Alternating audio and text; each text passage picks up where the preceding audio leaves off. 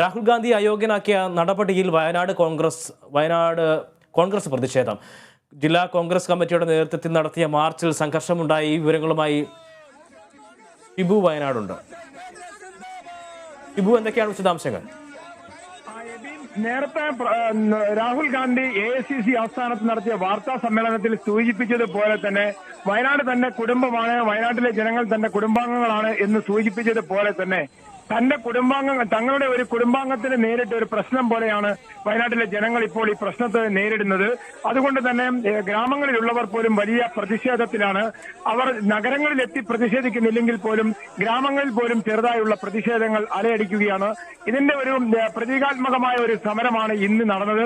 കോൺഗ്രസിന്റെ നേതൃത്വത്തിൽ, വയനാട് DCCയുടെ നേതൃത്വത്തിൽ ഇന്ന് കൽപ്പറ്റ നഗരത്തിൽ വലിയൊരു മാർച്ച് നടന്നു. വലിയൊരു മാർച്ചും അതിനുശേഷം ടെലിഫോൺ എക്സ്ചേഞ്ച് ഉപരോധവുമായിരുന്നു പ്രഖ്യാപിച്ചിരുന്നത്. ഉപരോധത്തിന് ധർണയ്ക്ക് മുമ്പ് തന്നെ പ്രവർത്തകർ BSNL ഓഫീസിലേക്ക് അതിക്രമിച്ച് കടക്കാൻ ശ്രമിക്കുകയും പോലീസ് ഇത് തടയുകയും ചെയ്തു. പോലീസും പ്രവർത്തകരും തമ്മിൽ ഏറെ നേരം ഉന്തും തള്ളുമുണ്ടായി. പിന്നീട് കോൺഗ്രസ് നേതാക്കളും പോലീസും ഇടപെട്ട് പ്രവർത്തകരെ പുറത്തു ചാടിച്ച് റോഡിൽ ഇവർ കുത്തിയിരുന്നു. നേതാക്കളും പ്രവർത്തകരും ദേശീയപാത കോഴിക്കോട് ബാംഗ്ലൂർ ദേശീയപാതയിൽ കുത്തിയിരിക്കുകയും റോഡ് ഉപരോധിക്കുകയും ചെയ്തു. ഏകദേശം 2 മണിക്കൂറോളം നേരമാണ് റോഡ് ഉപരോധിച്ചത്. ഇതിനെ തുടർന്ന് ദേശീയപാതയിൽ ഗതാഗതം പൂർണ്ണമായും സ്തംഭിച്ചു. കൂടുതൽ പ്രവർത്തകർ എത്തി. നേതാക്കളെല്ലാം തന്നെ രാഹുൽ ഗാന്ധിക്കെതിരെയുള്ള നടപടികളിൽ അപലപിക്കുകയും പ്രതിഷേധിക്കുകയും അതിനെതിരെ പ്രസംഗിക്കുകയും ചെയ്തു. ജനാധിപത്യ രീതിയിൽ തന്നെ തുടർന്നും പ്രക്ഷോഭങ്ങളും സമരങ്ങളും ഉണ്ടാകും എന്ന് പറഞ്ഞു. ഏകദേശം 2 മണിക്കൂറിന് ശേഷം 1:30 മണിയോടുകൂടി പ്രവർത്തകരെ മുഴുവനായി തന്നെ പോലീസ് അറസ്റ്റ് ചെയ്തു. Kalpetta station house officer PL ഷൈജുവിന്റെ നേതൃത്വത്തിലുള്ള പോലീസ് സംഘം സ്ഥലത്തെത്തി പ്രവർത്തകരെ അറസ്റ്റ് ചെയ്ത് നീക്കുകയാണ് ചെയ്തത്.